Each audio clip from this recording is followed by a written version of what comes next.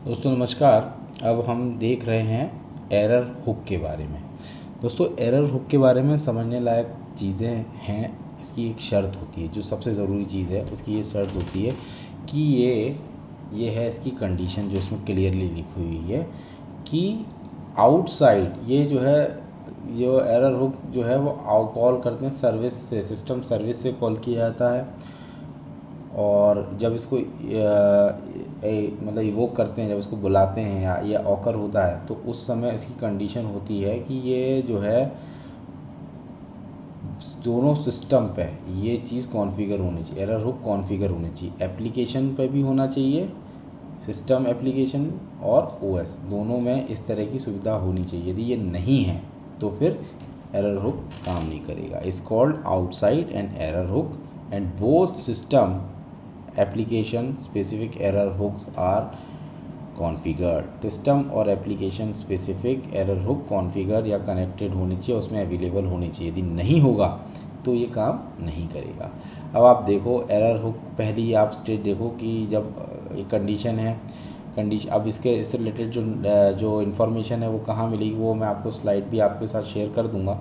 But इसमें देखने वाली बात क्या है कि जब एक स्टार्टअप टाइप आया, डिवाइस सिस्टम सर्विस को कॉल किया गया, जब सिस्टम सर्विस को कॉल किया गया तो इसमें देखने वाली बात क्या है कि यहाँ पे ये ओके, इसने इवेंट ओके रिटर्न नहीं करा। जब इसने ओके रिटर्न नहीं करा तो एरर हुक एग्जीक्यूट हुआ। जब एरर हुक आया तो आप देखो इसमें एरर हुक जो है वो दो तरीके का, दो एरर हुक्स जनरेट हुए। जो पहला वाला है वो किससे रिलेटेड है कि एक है जनरल हुक और दूसरा है ओएस एप्लीकेशन स्पेसिफिक हुक। ठीक है, तो आप देखेंगे यहाँ पे दो चीज़ें रियलाइज़ करेंगे।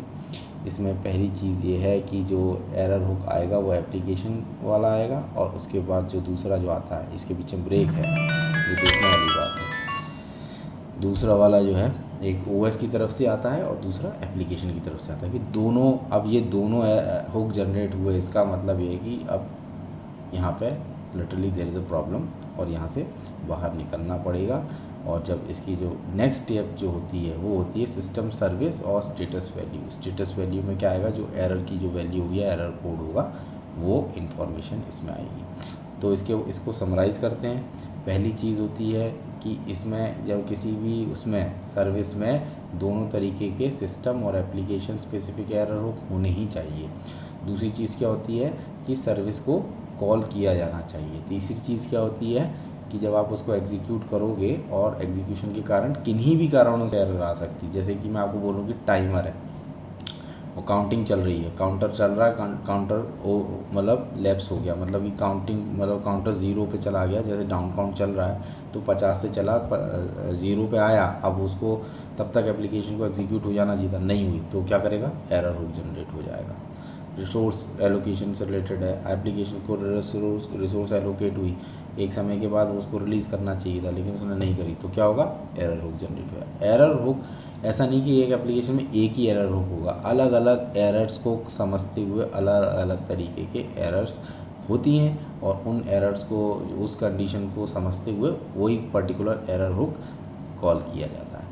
तो एप्लीकेशन सिस्टम और एप्लीकेशन दोनों लेवल पे एरर हुक्स होते हैं। इसीलिए ये डायग्राम दिखने में बड़ा सिंपल है, लेकिन यदि समझ में नहीं आएगा तो फिर कोई फ़ायदा नहीं है। तो फिर एक जब आएगा वो सिस्टम की तरफ से, दूसरा आएगा एप्लीकेशन स्पेसिफिक।